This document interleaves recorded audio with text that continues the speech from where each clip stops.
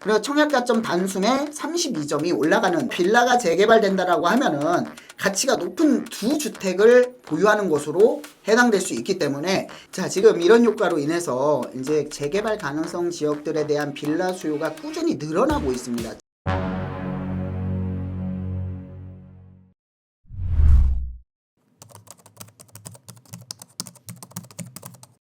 안녕하세요. 반갑습니다. 이충민입니다. 오늘은요, 지금 우리가 이제 비아파트, 그러니까 빌라를 투자 고민하시는 분들이 굉장히 많은데, 이런 부분이 이제 굉장히 걸림돌이 크게 와닿는 게 있었죠. 바로 뭐 1가구 2주택이라든가 아니면 취득세 중과라든가 여러 가지 규제로 인해서 빌라 투자에 대한 그런 꺼리낌, 이런 부분들이 굉장히 많았었는데, 이런 기준이 완화가 되면서 무주택 기준이 확대가 됐다 라고 말씀드릴 수 있습니다. 그래서 오늘은 그 무주택 기준이 확대가 어느 정도 됐고, 그리고 그 확대에 대한 효과가 어떻게 나타날 것인가 한번 살펴보도록 하겠습니다.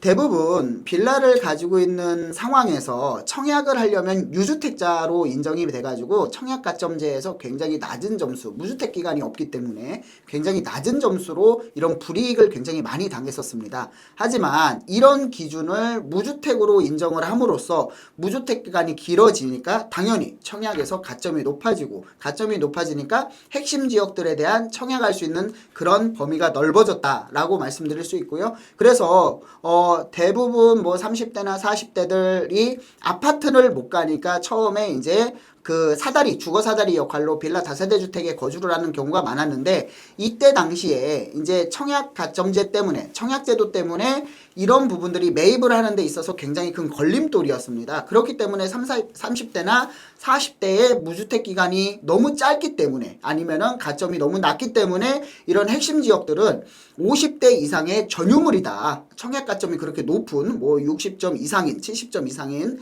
그런 60대, 70대 이상의 전유물로 여겨졌지만, 이제는 조금의 가능성이 더 열려졌다라고 말씀드릴 수 있습니다.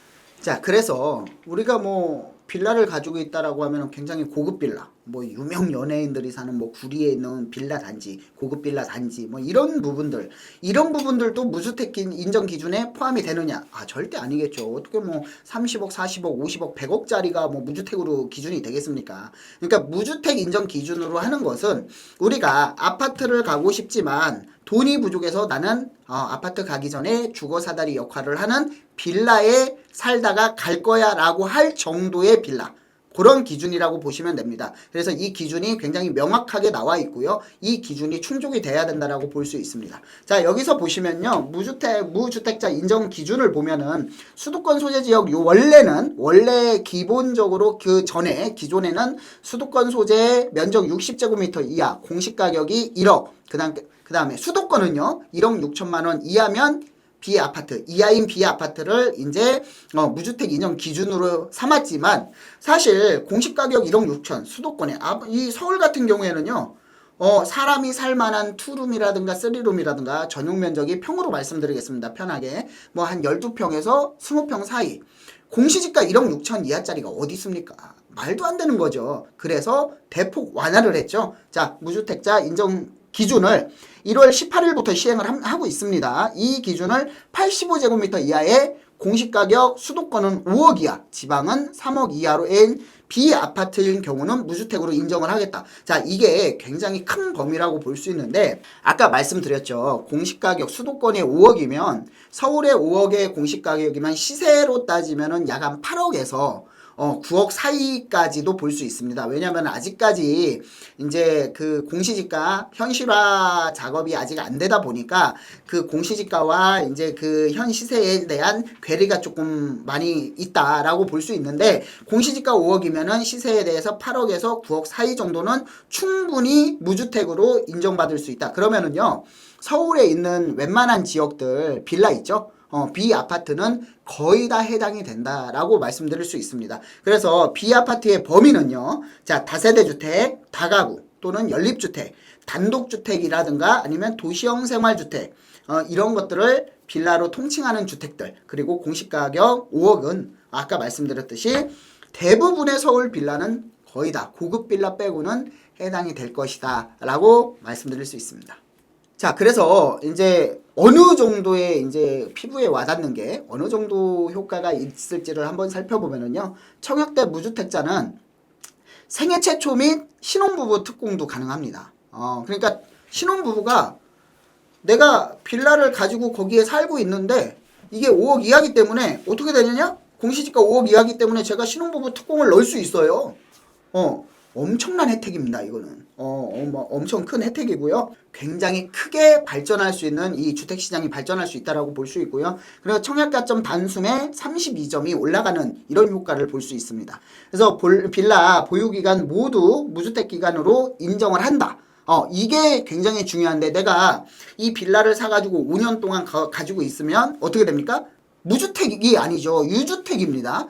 빌라를 팔았어요. 팔고 나서 내가 1년 뒤에 청약을 하면은 무주택 기간은 1년입니다. 1년. 1년인데 자, 기존에 서울 시행 전에 빌라를 샀다 하더라도 샀다가 팔아도 보유기간을 전부 다 무주택 기간으로 인정을 한다. 빌라를 5년 소유했다가 매도한 지 1년 뒤에 청약을 하면은 무주택 기간이 6년이다. 근데 자, 빌라 소유 했다가 5년 전에는 또 무주택이었을 거 아닙니까? 그러면 그때 무주택 때부터 연속해서 무주택 기간이 된다. 그래서 6년이 될 수도 있고요. 훨씬 더 길 수도 있다. 이렇기 때문에 무주택 인정 기간이 대폭 확대가 되니까 청약 가점이 굉장히 올라가고요. 그러다 보니까 이런 30대, 40대들도 어느 정도 핵심 지역에 청약을 할 수 있는 그런 기회가 많이 부여가 된다. 그러면 굉장히 좀 형평성에 잘 맞아서 기존에 형평성에 어긋났었는데 잘 좀 어느 정도 맞아 떨어지는 이런 효과를 볼 수 있다라고 말씀드릴 수 있고요. 자, 지금 이런 효과로 인해서 이제 재개발 가능성 지역들에 대한 빌라 수요가 꾸준히 늘어나고 있습니다. 특히 서울 같은 경우에는 이런 재개발 이런 부분들에 굉장히 이슈가 많이 되고 또 서울시나 이제 정부에서 주택 공급의 일환으로 재개발을 뭐 사업의 간소화, 사업 절차의 간소화라든가 아니면 사업 기간 단축으로 인해서 사업성이 좀 높아지게끔 계속적으로 유도를 하고 있고요. 뭐 서울시 내 공급을 할 수 있는 거는 유일하게 뭐 재개발과 재건축밖에 없는데 잘 아시겠지만 재건축은 지금 사업성이 점점 더 떨어지고 있습니다. 왜냐면은 일반 분양분이 그만큼 적기 때문에 우리가 이제 저층 재건축이 다 끝났죠. 5층 저층 재건축이 다 끝났고 지금은 중층 재건축으로 가고 있는데 중층 재건축 같은 경우에는 일반 세대분이 그만큼 줄어들기 때문에 사업성에 문제가 많이 있습니다. 그렇기 때문에 서울시나 정부에서도 이 도심권에 공급을 할 수 있는 유일한 오아시스, 사막의 오아시스는 재개발밖에 없다라는 것을 인지하고 있기 때문에 그래서 이런 많은 시청자분들도 많은 이제 부동산에 관심 있는 분들도 재개발 쪽에 관심이 굉장히 많아지고 있다라고 말씀드릴 수 있고요. 자, 그렇기 때문에 아까 공시지가 5억, 85제곱미터 이하의 공시지가 5억 이하 이러면은 서울에서 7, 8억짜리 그러니까 8억, 9억까지도 약간 구축 같은 경우에는 시세가 9억까지도 충분히 가능하다. 무주택으로. 그렇기 때문에 만약에 내가 이 주택을 보유하고 있습니다. 근데 무주택 인정 기간으로 해서 재개발 쪽에 만약에 아파트를 하나 산다라고 해도 그래도 무주택이기 때문에 이런 핵심 지역에 2주택 정도는 충분히 보유할 수 있는 기회가 된다라고 말씀드릴 수 있고요. 자, 그래서 빌라가 재개발된다라고 하면은 가치가 높은 두 주택을 보유하는 것으로 해당될 수 있기 때문에 이런 부분의 혜택은 굉장히 크게 혜택이 주어지는 거고요. 시장 참여자들한테 큰 혜택이라고 볼 수 있고 충분히 기회를 열어드리고 있는 모습을 볼 수 있습니다. 그래서 7, 8억짜리 빌라는 미래 가치가 높은 빌라를 선택하는 것이 굉장히 좀 큰 관건이고 공부를 좀 많이 하셔야 된다. 이렇게 말씀을 드리겠습니다. 자, 그래서 오늘의 내용을 정리를 해드리면요. 미래 가치가 높은 빌라를 선택하는 것, 미래가치가 높은 B아파트를 선택하는 것이 굉장히 관건이다라고 말씀드릴 수 있습니다. 자, 그래서 그 기준을 좀 간단하게 설명을 드리면요.